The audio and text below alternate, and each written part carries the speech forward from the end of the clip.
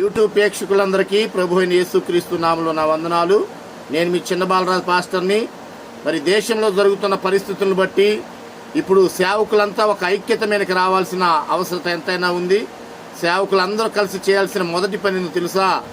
సేవకులందరము అభిషక్తులు అందరము కలిసి ఫెలోషిప్లకు విరోధముగా కూడి ప్రార్థన చేయవలసిన అవసరత ఎంతైనా ఉంది.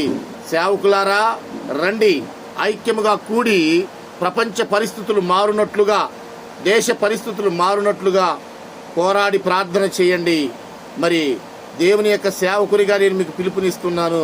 మనం అందరం కూడా కలిసి ప్రతి వ్యతిరేకమైన సమస్య కొరకు ప్రార్థన చేద్దాం. ప్రతి క్రైస్తవుడు, ప్రతి దళితుడు కూడా, ప్రతి ఒక్క దేవుని బిడ్డ కూడా ఈ యొక్క చివరి దినాల్లో ఆలోచించాల్సింది ఏంటంటే, మీ ఓటు యొక్క విలువ తెలుసుకోండి.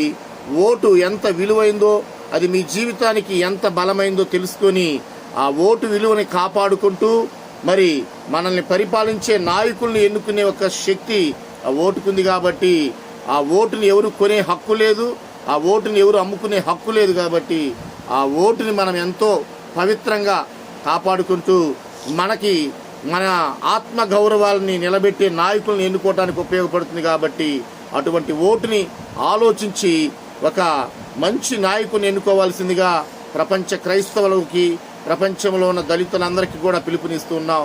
సేవకులైతే ఐక్యం కలిగి ప్రార్థన చేయండి. ప్రతి క్రైస్తవుడు, ప్రతి దళితుడు ఆలోచించి ఓటు వేయండి. ప్రభు మిమ్మల్ని దీవించునుగాక. ఒక మంచి సుపరిపాలన ప్రపంచంలో కలుగునుగాక. ప్రపంచంలో ఒక శాంతికరమైన వాతావరణము కలుగునుగాక. ప్రభు ఈ మాటలు దీవించి ఆశీర్వదించునుగాక. ఆమేన్. మా ఛానల్ సబ్స్క్రైబ్ చేయండి, మమ్మల్ని సపోర్ట్ చేయండి. God bless you.